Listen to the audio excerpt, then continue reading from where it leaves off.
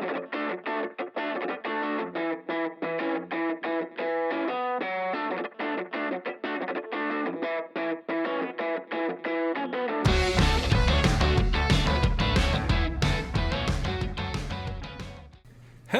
everybody, and welcome back to the Super Anime Bros podcast.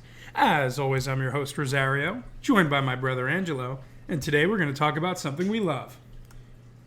Hey, everybody, welcome back. So, for this episode, as we mentioned last week, we're doing another set of deep dives. Yes, sir. Which we each chose a show. Mine was Dragon Ball, and yours was... Insomniacs After School.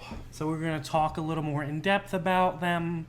I am going to talk a lot about Dragon Ball and talk about, I think, some of its great qualities and why I think it shouldn't be overlooked as much as it is. Yeah, for sure. Yeah, I mean, I think in talking before we started, I said that you'll kind of take the lead with this one and, you know, tell me why you think I should watch Dragon Ball. I know you'll have some thoughts and opinions on that. I think I'll get us started with Insomniacs After School. Now, today, as I was doing a little bit of research, I thought to myself that I wanted to do a different show. I was going to change it up at the last second. Whoa. I know. I was going to do My Love Story with Yamada-kun. It means a lot more to me. It's higher on my list. Like, it all makes sense in my head. But I think that some of the things that I would have talked about, some of the emotions that resonate with me were going to be pretty similar to what I talked about 2 weeks ago with A Sign of Affection. Mm-hmm. So I figured this would be a little bit different. So I did end up doing some more research on this. Though there's not honestly a lot out there about this show. I definitely think I should have rewatched the full thing. I did watch some of it. But yeah, a lot less out there about the show than I would have thought, to be honest. So a little bit of a sleeper hit, I would say. Interesting. Well, there we go. Yeah.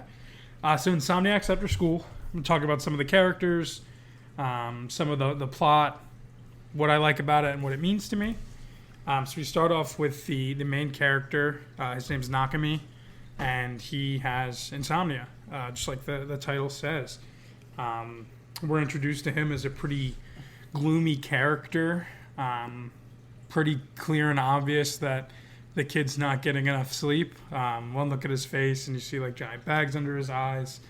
It just looks like he's really going through it. There's a pretty strong scene in the first episode where he kind of talks about like he'll lay down in bed and start to try to drift off, end up overthinking or looking at his phone or just doing anything, passing the time until I think it's like 5 a.m. He says he starts to hear people wake up, and then he hears dogs barking, and then that's just that. He has to prepare for the day that's ahead. We see him like sleep a little bit at school and then get interrupted, but it is this interruption that leads him to the observatory of the school, a formerly in use spot that has been turned into kind of like a warehouse, which has like a ghost story surrounding it, so people kind of stay away. So he's going there looking for boxes, and as he gets up there, boxes for like a school project. As he gets up there, he realizes, hey, like it's a really nice, dark, quiet place. Like I might be able to catch a few Z's here. So he goes to like lay down, and he lays down next to this box. And then he looks into the box, and there's a girl asleep in the box. So this is our other main character, Magari, who's asleep in the box, who also suffers from insomnia. Titular, as we said there, Insomniacs After School. She tries to hide this a lot more than Nakami does. Nakami says that he's only shared it with his one friend, the truth behind it, but she isn't as like blatantly irritable as he is. She just doesn't want people to worry about her, and we later come to find out that she has like a heart condition she's had since she was a child, had her in and out of the hospital. So I think that she's probably had a lot of people worry about her throughout her life, and that can cause a lot of pain and anguish for people that care about you. So I think it's her natural reaction to not want people to worry about her. So I think that's a pretty interesting part of her character. But it is this heart condition that I think has caused her to not be able to sleep too well at night. For Nakami, it's actually something that we get into a little bit later in the show, actually pretty deep into it. But he reveals that his mother left him and his father when he was a child in the middle of the night one night and never came back. So I think initially it like started as he was afraid to go to sleep because, you know, he went to sleep one time and his mom left. And it just kind of spiraled into this depressive inability to fall asleep, which is portrayed as pretty horrendous, especially at first. Once the two meet each other, they end up locked in this observatory. Eventually, after revealing their secrets to each other about not being able to sleep, they start like a nightlife society, nighttime, some sort of society they call it, where they'll hang out at night, sneak out of the house, and just walk around, because neither of them are going to be asleep, so they might as well enjoy the time. So it's pretty interesting premise to begin the show. Not something you see a lot. At least I've seen a lot in any sort of fiction. So that I think drew me in. But through this shared condition, I think they have an initial understanding of each other, and then we really get to see their relationship flourish from there. I do think this is definitely a romantic show. However, that is definitely saved for later. I think there's like 13 episodes, so it's not like it's way late, but saved for later. I think initially they're really setting up this nighttime club, and then as they're eventually found out that they're trying to take naps in the observatory, they decide that the only way that they'll be able to keep that alive, I think through the help of either the nurse or a teacher, I think it's the nurse. Yeah, I think so. Is that they're going to have to restart the defunct astronomy club that used the observatory. So luckily enough, Nakami had been gifted a camera by his father, I think, at some point that he didn't really use. So he's lucky enough it's going to come into good use now because he's going to have to learn how to take pictures of the night sky. But luckily enough for these two, they're always up all night, so shouldn't really be too much of a problem trying to observe these stars at night. So that kind of sets up the rest of the show there. They end up seeking help from a former astronomy club member, Shiromaru, I think is her name. Was the only member of the club at the time, was the last member of the club. As I said, it was defunct. So they seek her out. She runs like an arcade in the middle of nowhere. I thought that was pretty interesting.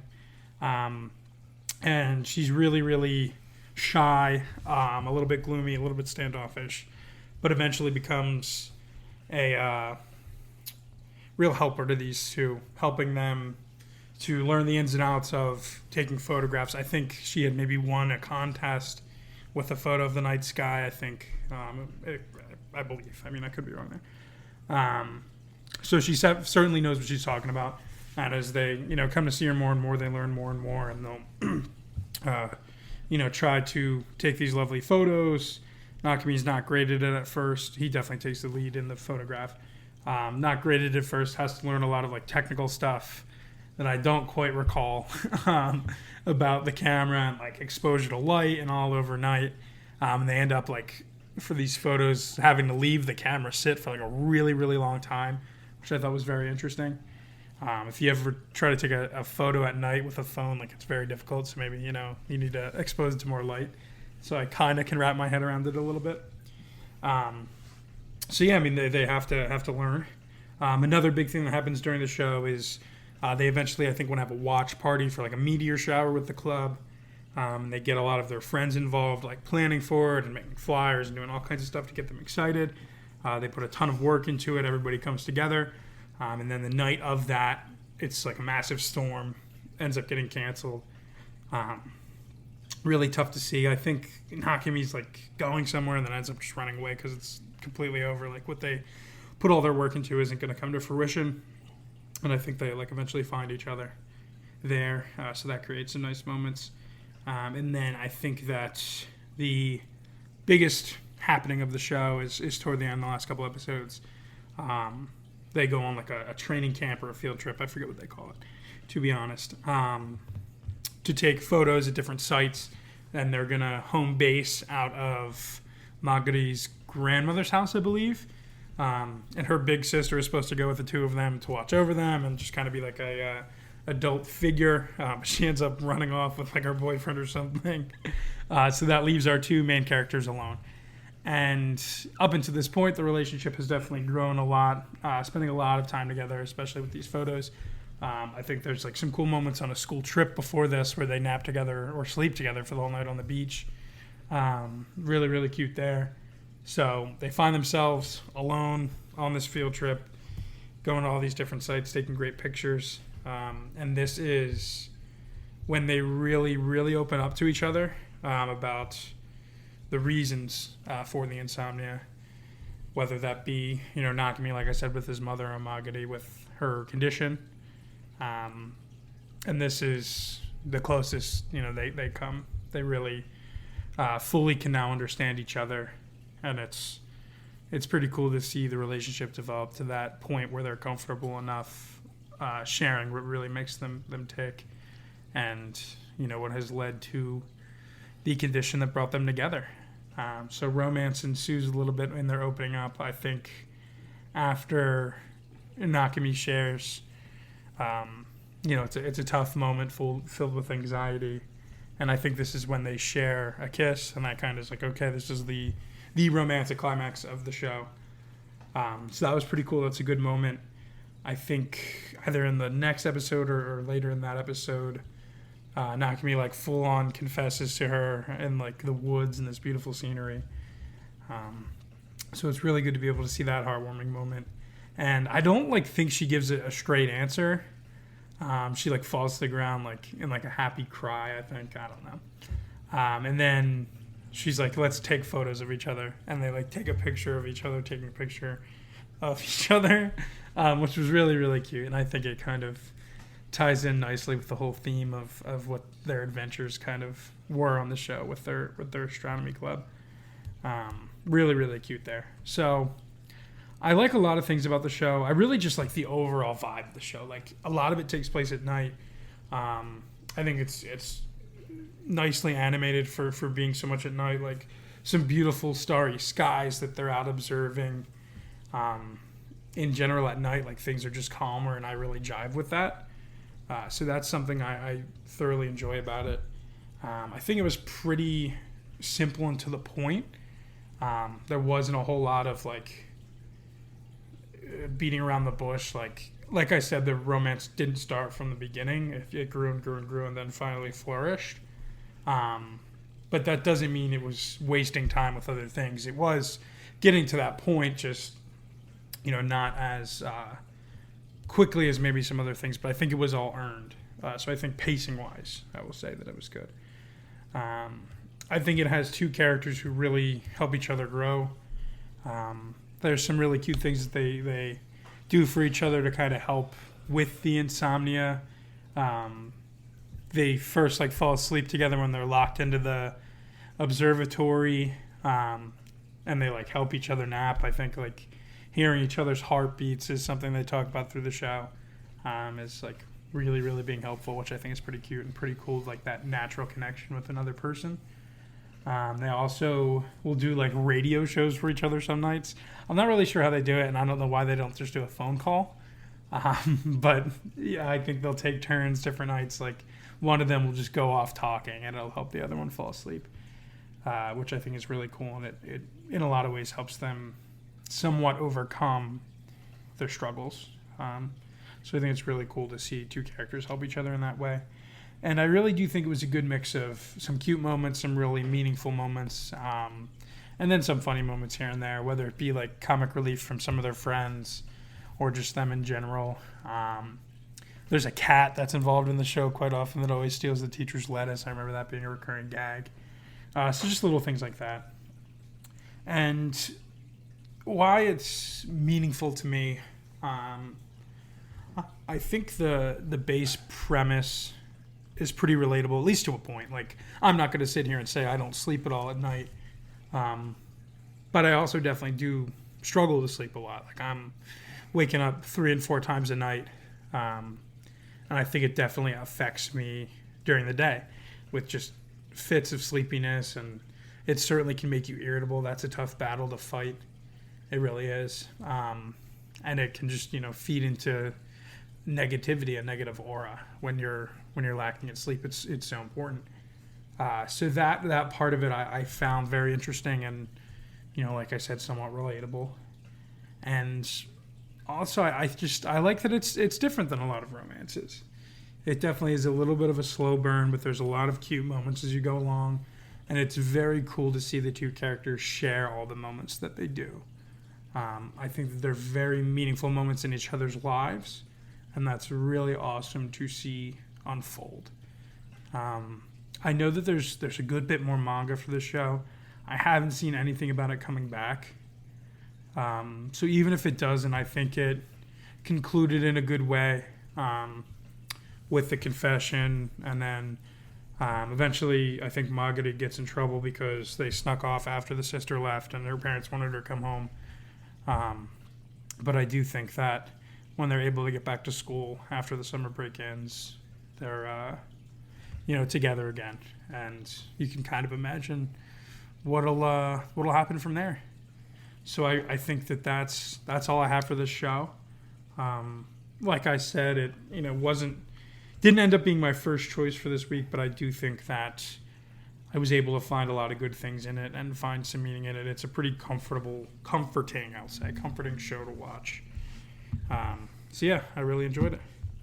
All right. Well, then moving on here to Dragon Ball. Let's do it. I mean, if you're listening to an anime podcast, you got to be familiar with Dragon Ball in some sense. That's a fact. For most people, I think it was Z. Some people Super, and some people watched original Dragon Ball. Yes, sir. Obviously, with this being a longer show, well, I can't cover the story quite like you did. Yeah, that's okay. So for my story, all I put was the beginning of Goku's journey into martial arts and becoming a strong fighter. Okay. Which it starts off, the first quest is to go get the Dragon Balls. And the very first person he meets is Bulma. Mm-hmm. Which he is, I don't know, like 6 or 7, maybe 8 or 9. I don't know, a little kid, and she's young too. And he's been living in the woods by himself for years after his grandpa Gohan passed away, who was killed by a giant ape. Mm-hmm. Interesting. Yeah, we'll get to that. I'm sure there'll be more to that, huh? Yeah, there will. And Bulma comes to his house and wants his Dragon Ball, but it was the last thing that his grandpa gave to him, the 4-star Dragon Ball, which if you watch Z, you're familiar with the 4-star ball. So he doesn't want to give it up to her, but then she explains, like, hey, the Dragon Balls do all this. Can you help me? He agrees to help her on her quest to find all the Dragon Balls because she wants to make a wish to Shenron and wish for a boyfriend. And along the way, the first other person they meet, I believe, is Oolong.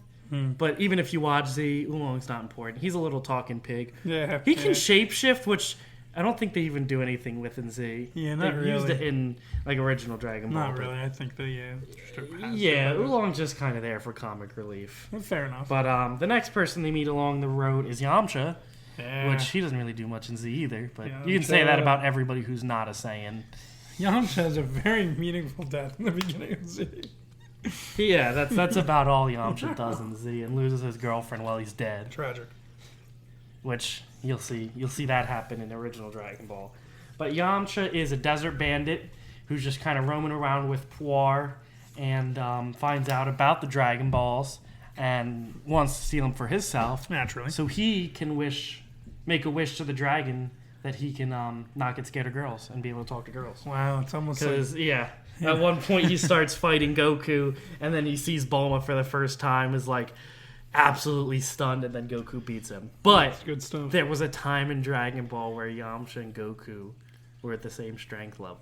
Which is kind of crazy to see. Yeah. Good for So Yamcha moving on, and all fans of him everywhere. they keep retrieving the Dragon Balls. They meet the Ox King, and that's the first time you ever see Chi-Chi. And they get a Dragon Ball from him, and then they get all the Dragon Balls, and then they get stolen by Emperor Pilaf, who is he in Z? Dude, I don't even know, to be honest. Okay, Pilaf. He's a little dude. He's in Super a lot, so if you watch Super, you'll see him. And he steals all the Dragon Balls and traps them all in a cage. But Goku looks at the moon, and wouldn't you know it, he transforms into a giant ape. That's which pretty is something that crazy you stuff. do see in Z. Some But he crazy transforms into a giant ape, frees them, and then Oolong makes a wish to the dragon. I'm not going to talk about that. Yeah. So that Pilaf can't make his wish. And Bulma and Yamcha realize, hey, we can help make each other's wish come true because he can talk to Bulma, and he's cute enough for her, I guess. So How about that? that becomes a couple. And then they all go their separate ways. Bulma and the rest of the gang goes into the city, and Goku goes and finds Master Roshi and convinces him to be his teacher. And that's where we're going to meet the next two main characters, which are Roshi and Krillin. Krillin being his best friend. Krillin is awesome in original Dragon Ball, especially in the beginning. His voice is funny. Yeah. But he's so cocky. And he always is messing with Goku while they're doing their training. Like, there's one episode where they have to find a rock with Roshi's signature on it on some island that he just throws as far as he can. Yeah. And then, 5 minutes later, Krillin comes back with the rock. He's like, "Here, Master Roshi, I found the rock." But it's because he tried to forge his signature, thinking that would work. And then eventually Krillin goes and finds Goku, and then is like, "Oh, Goku, let me inspect the rock you found. I want to make sure it's not a fake." And then he runs off with it. Oh, man, what a bastard. Krillin's he really is. But he's so great in the beginning, and I love to see their friendship kind of develop as they both become stronger fighters. Goku's kind of always had the edge on Krillin, but it's Goku. He has an edge on everybody naturally in a fight. And then Roshi, which... he's the turtle hermit, and he is the one who taught them how to be martial artists. Taught them the basics, and tells them about the World Martial Arts Tournament, which brings us to the next arc. Yes, sir. And in that arc, the boys reunite with Yamcha, and they all do make it into the finals, which is like the final 8 and make it into the tournament. It's the 3 of them, some other not important characters. And then Master Roshi signs up for the tournament in disguise as a character named Jackie Chun. Jackie Chun. And he wants to fight the boys and make sure they don't win their first tournament because he thinks that'll stunt their growth. So the first tournament, the finals become Roshi, or Jackie Chun, versus Goku. And Roshi wins the tournament, and then Goku transforms after the tournament. Okay. And Roshi destroys the moon. Gotcha. Which, if you've seen Z, it happens again. I don't know how the moon comes back. Yeah. It's probably happens at some point in the show. And then after that, brings you into the Red Ribbon Army arc, which is pretty long, but that is just consists of Goku trying to get the 4-star ball back. Okay. And then a friend of his dad gets killed, who is in charge of guarding right by Korin Tower, and that's the rest of his quest. Is he tries to get all the Dragon Balls back so we can revive this guy, and he does, which is really sweet. It's a pretty long arc, but it's cool to see. Cool to see the beginnings of the Red Ribbon Army there, and cool to see Goku fighting non-martial artists. Yeah, it's nice to take a break. It doesn't go tournament after tournament after tournament, but it also doesn't go save the world after save the world after save the world. Yeah, good. But General Red, the main guy of the Red Ribbon Army, he just wanted the Dragon Ball so he could become taller. Which we see again. Yeah, so it's not like the world would have been in that much danger, but he's able to defeat the army, and then that brings us into the next arc. I think I'm trying to think if I'm missing one. I don't know. There's another tournament, and in that one, I think that's when we meet Tien.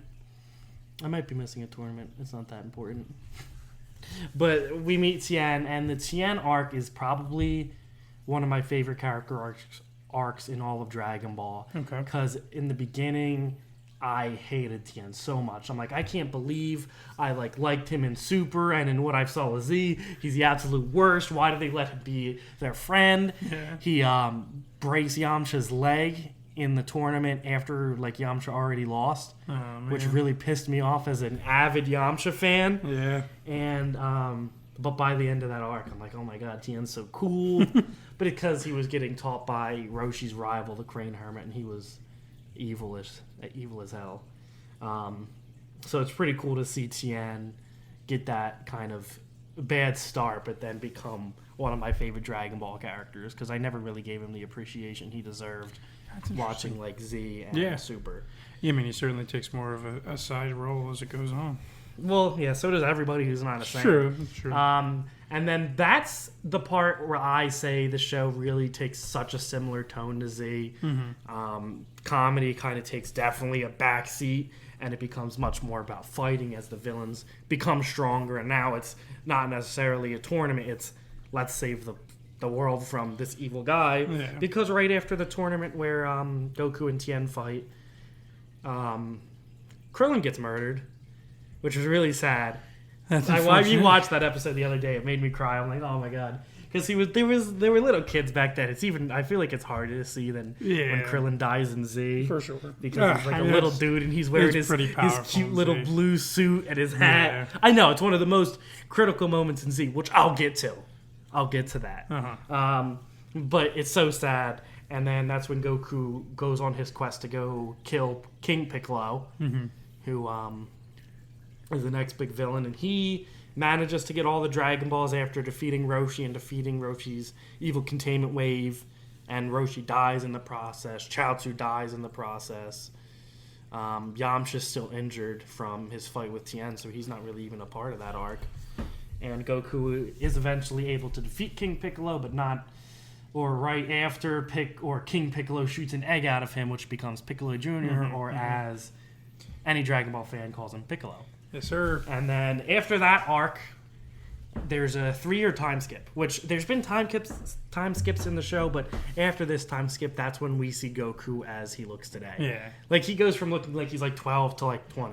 Yeah. Which he's 15 to 18 in the show, but he looks so much older. That's when we get the normal voice actor for Goku, which I do really appreciate when they went back and dubbed original Dragon Ball. They got the voice actress who voiced Gohan as a kid to voice Goku, so they have the same voice, which is pretty neat. And then that actually happens to be a tournament and a Save the World arc all wrapped in one, because Piccolo Jr. is in the tournament, and it ends up being a Goku versus Piccolo fight, and that's how the show ends, with Goku winning. And then as he does, he gives his opponent a sensu bean, and then Piccolo says, "You're gonna regret that," like flies off, and then we don't see him till Z. In the process of the tournament that's when we before that we meet Kami and find out, okay, if Piccolo dies, Kami dies, so that's why he doesn't want to kill Piccolo. And Kami asks Goku to be like the world's guardian, Earth's guardian. He says no, because he wants to have adventure. And in that arc, he does keep his promise that he made to Chi-Chi so many years ago and asks her to marry him. How cute. So it really sets everything up for Z perfectly. And I guess there's a couple year time skip because Gohan's born. But that's how it ends with the two of them getting married and him flying off with his flying Nimbus.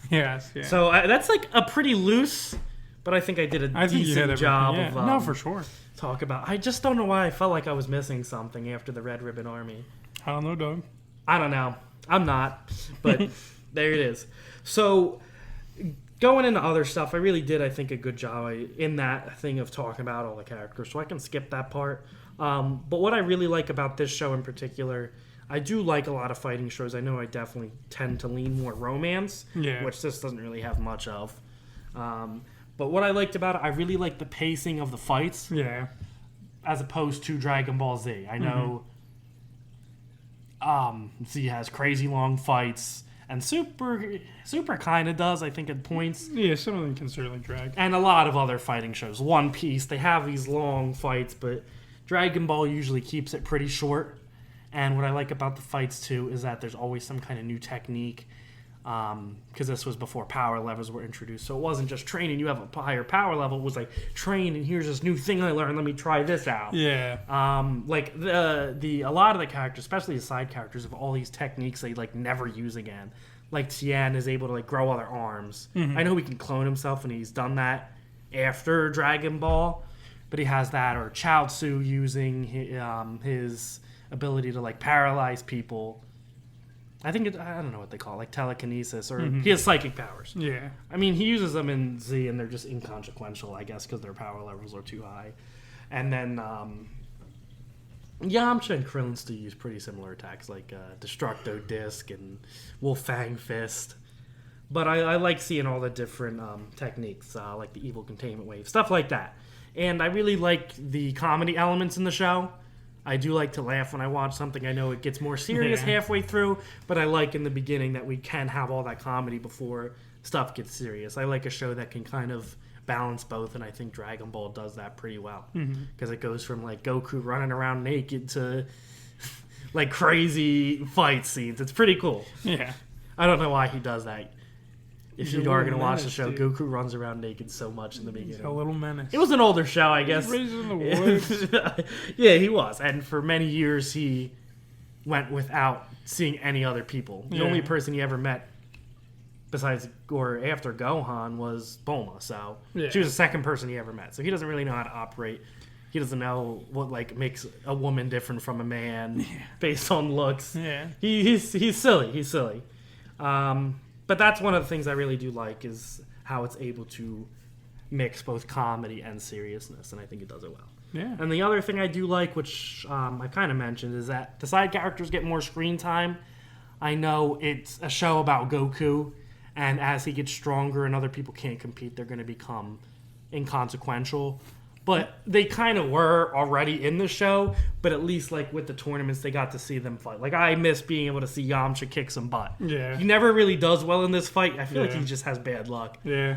He always ends up fighting like somebody in the tournaments who he just can't beat. Like he has to fight Roshi, and he has to fight Kami, and he has to fight Tien. Yeah. So at no point is he ever up against an opponent that he's going to win. Yeah. So, but that's just Yamcha. He's kind of the punching bag. Yeah, for sure. But he's my boy, so it doesn't matter. But it's nice to see all those characters get their screen time. And then, yes, that's mainly what I really like about the show. Okay. It definitely has a lot of ups and downs, like I said, about Krillin dying, Yeah. and then getting to see Goku finally win the last martial arts tournament after losing the other ones is pretty cool to see. And then getting to see him meet Chi-Chi and then eventually see that become a thing that happens, and that becomes his wife. Boy, does she. Yeah, and then she gets really angry at some point. It I don't happens. know when that happens. I guess it's gradually. Is she angry in the beginning of Z? I mean, she's particular. I mean, being married to Goku, I'm sure. Would be I'm sure I could horrendous. sympathize. I know she gets some hate, but I feel like she has it pretty rough sometimes because he has a very one-track mind. Yes, he's a menace.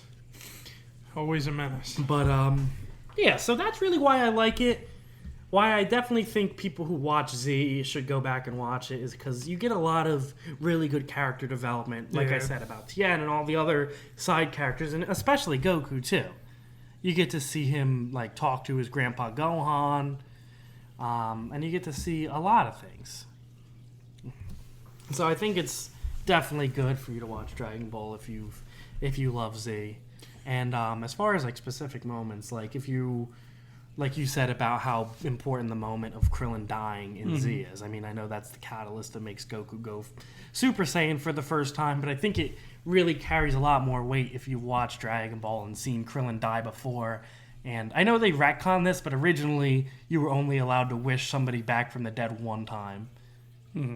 Which I think Chaozu got wished back twice before they even retconned that, because Chaozu died in Dragon Ball and then he dies right in the beginning of Z.